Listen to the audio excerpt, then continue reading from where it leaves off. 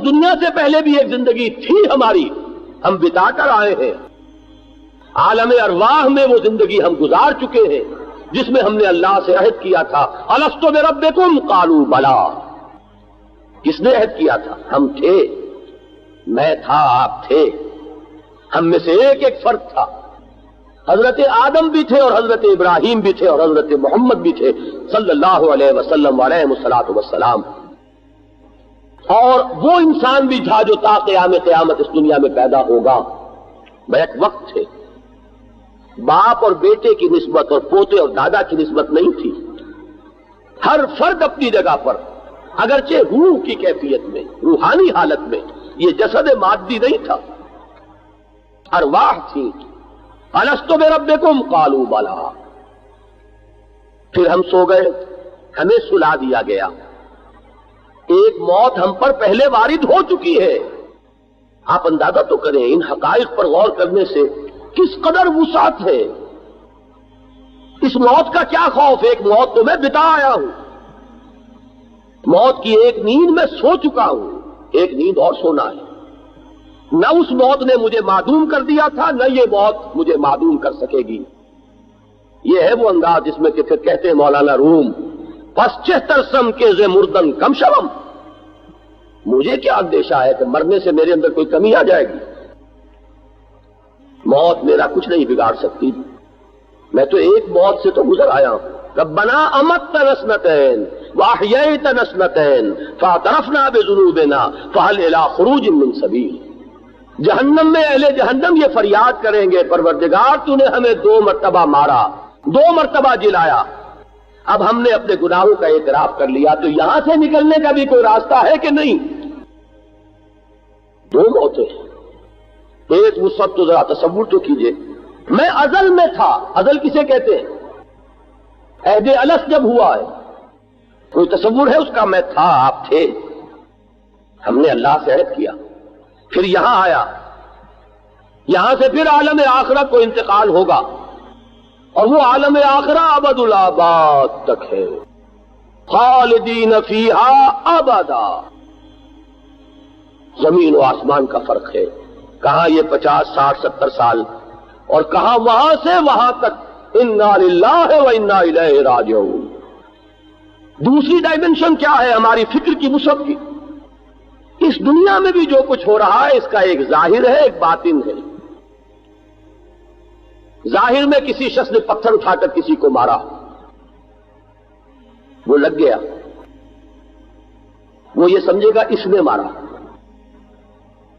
باطن میں بغیر اذن رب نہیں لگا، اس میں مشیت خداوندی بھی شامل ہے، اذن رب بھی شامل ہے۔ اس میں جو کچھ ہو رہا ہے الٹپ نہیں ہو رہا، کسی اور کے کیے مجرد نہیں ہو سکے گا جب تک کہ اذن رب نہ ہو۔ یہ پتھر اگر لگا، لگانے والے نے، اٹھانے والے نے، مارنے والے نے جو کمائی کی اپنے لیے، لیکن جسے لگا ہے اسے یہ معلوم ہو جائے کہ مجھے یہ لگا ہے اذن رب سے، سوچ میں زمین و آسمان کا فرق واقع ہو جائے۔ ایک انسان ایک محنت کر رہا ہے، کوشش کر رہا ہے، نتیجہ نہیں نکلا، کیا ہوگا؟ سخت صدمہ، سخت رنج، محنت ضائع ہو گئی، وقت اکارت گیا، اتنا سرمایہ لگا وہ ضائع ہوا۔ اور ایک وہ شخص ہے جو یہ جانتا ہے یہ ساری محنت میری تھی، اصل فیصلہ کسی اور کے ہاتھ میں تھا، یہ اس کا فیصلہ ہے کہ میری وہ محنت برابر نہ ہو، اور وہ میرا مولا ہے، میرا آقا ہے، میرا پروردگار ہے، میرا خیر خواہ ہے، میرا حمایتی ہے، میرا ولی ہے، میری مصلحتوں کا مجھ سے بڑھ کر جاننے والا ہے، لہذا جو اس کا فیصلہ ہے اس پر راضی رہنا، یہ ایمان کا نتیجہ نکلے گا، اور ایمان نہیں ہے تو پیچ و تاب کھائے گا انسان۔ یہ اگر یوں نہ کرتا تو میرا کام ہو گیا تھا، اس کی طرف سے یہ اگر تھوڑا سا معاملہ نہ ہو جاتا تو میں اس پہ کامیاب ہو جاتا، اس سے شکایت، اس سے شکوہ، اس سے غصہ، اس کی طرف سے رنج، یہ تمام چیزیں جو ہیں ان کا ایک علاج، نہیں ہوا کیوں نہیں ہوا؟ میرے رب کو منظور نہیں تھا، بات ختم ہے۔ ما شاء اللہ کان وما لم یشاء لم یکن۔ جو اللہ نے چاہا وہ ہوا اور جو اللہ نے نہیں چاہا وہ نہیں ہوا۔ اگر اللہ نہیں چاہتا کہ یہ کام ہو تو لاکھ یہ کوئی غلطی نہ کرتا، اس کی طرف سے بھی کوئی رکاوٹ پیش نہ آتی، تب بھی وہ کام نہ ہوتا۔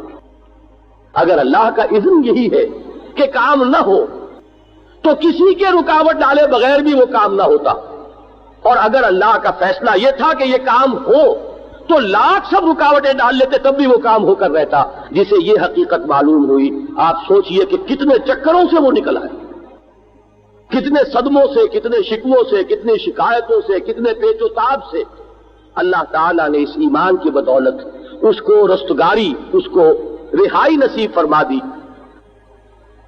اللہ تعالیٰ نے اس مقام رضا کی وجہ سے، تسلیم و رضا کی روش اختیار کرنے کی وجہ سے میرے کتنے عقدے حل کر دیے، اس ہست و بوت کے پورے چکر سے مجھے نکال لیا۔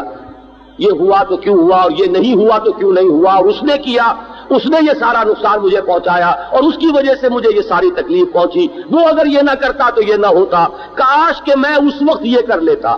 یہ سارے چکر ختم ہو گئے۔ ما شاء اللہ کان وما لم یشاء لم یکن۔